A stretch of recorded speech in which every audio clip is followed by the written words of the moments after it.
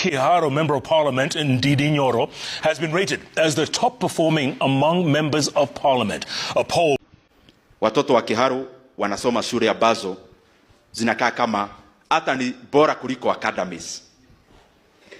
Na sasa This man Ndindi Nyoro, let me tell you something that you might disagree with, but you cannot compare Ndindi Nyoro with Kithure Kindiki and William Ruto both combined in terms of what they have achieved. What Ndindi Nyoro has achieved in Kiharu for the last, I think, 7 years cannot be compared with what William Ruto for more than 15 years and Kithure Kindiki for more than 10 years in Embu cannot compare with what Ndindi Nyoro has achieved for the 7 years. So they are not in the same class in terms of development. That's why I've been calling Ndindi Nyoro, namwambia Ndindi Nyoro, you are better off without William Ruto, because your track record speak for itself.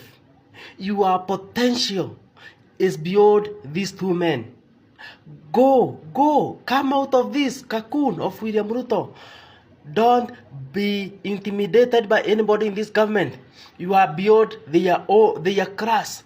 You are a performer. You are somebody who have shown the whole Kenya that you are capable. Come out of those cocoons, Ndindi Nyoro.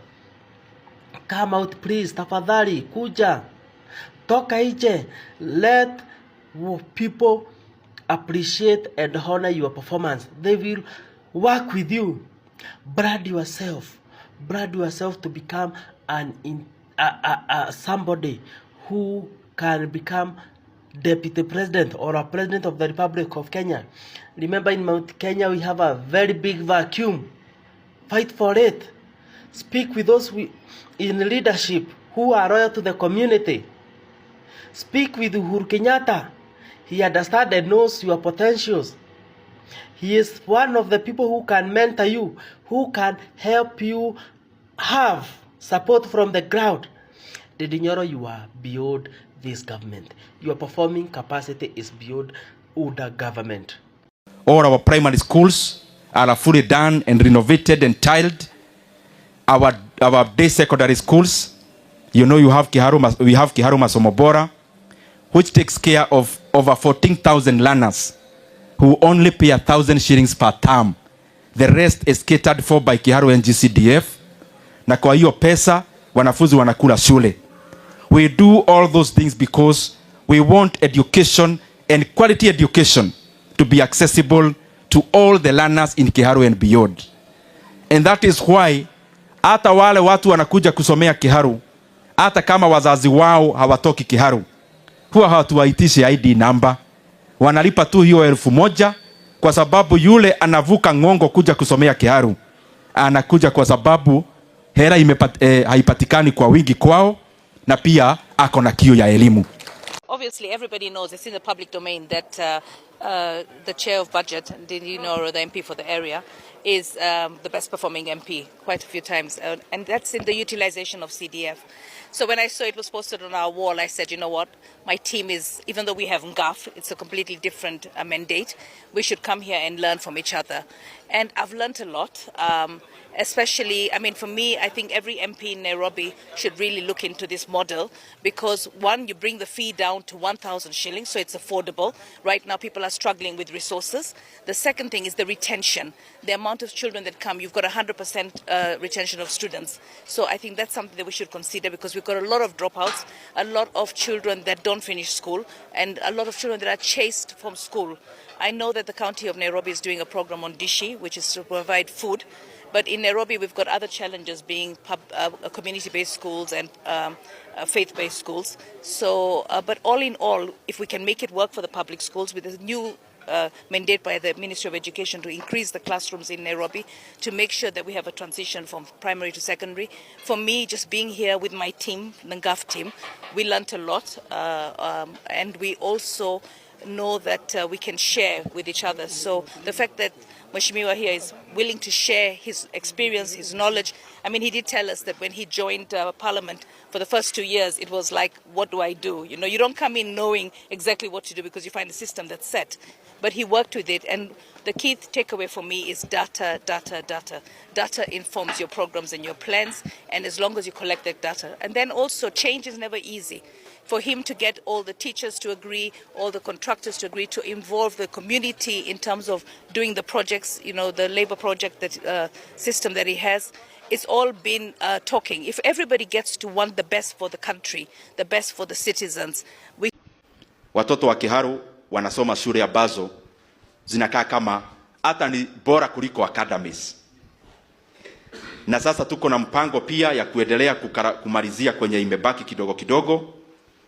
Na on top of that, mnajua tuna mpango wa kabro ambao tunaweka katika shule zetu hapa Kiharu. Already kama shule 25 kwenda 30 ziko na kabros, na kabro ni landscaping ambayo sio tu kuweka mawe, ni kukarabati shule inakaa vizuri. Nataka kuuliza Wakikuyu wote kutoka east to west everywhere. Now because we have one of the best MP in Kenya and I think in East Africa, munatakaje na yeye? And I'm talking about Ndindi Nyoro.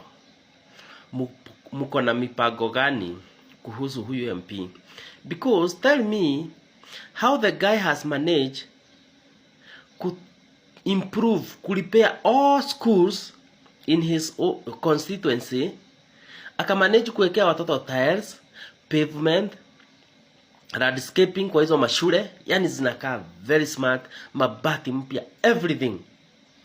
And to make the matter even sweeter is that in Kiharu constituency, CDF, he managed to pay school fees for all the scholars in that constituency.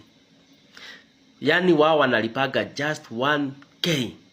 1,000 ndio mzazi huwa analipa kwa shule. Mambo hiyo ingine, tuition fee, chakula, yote Ndindi Nyoro anakuwa amewalipia. So my question is, if ile 190 million, I think ni 140 million, inapatiwa Ndindi Nyoro, ndio inapatiwa MP wangu huko Naivasha Jane Kihara, and Ndindi Nyoro has managed to do all this, what if to compare a greater responsibility? What will happen if tumpe akuwe deputy president wa mtu? What will happen to this guy? Or even we can give him a presidency. Huyu jamaa, what will... Unajua, that's how you know the leaders.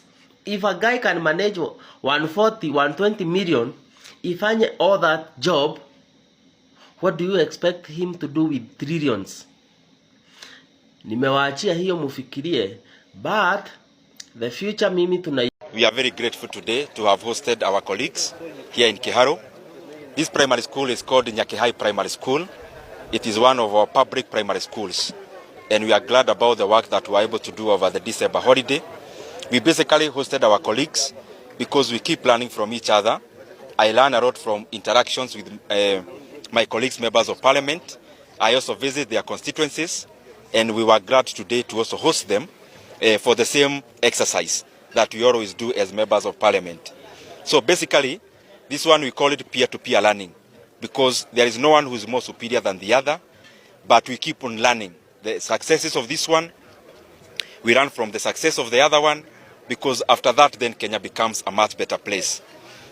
As I come to the conclusion, mimi nashukuru sana kwa sababu kwa yale mambo ambayo tumeweza kusoma leo, ni mambo ambayo tumeweza kufanya hapa Kiharu. All our public primary schools, which are 112, zote ziko na tiles. Tumeanza shule zingine kama 7, shule za day schools. Pia tuko na masomo bora program here in Kiharu, where learners pay only 1,000 per term. And I am glad that that program is being adopted by many constituencies.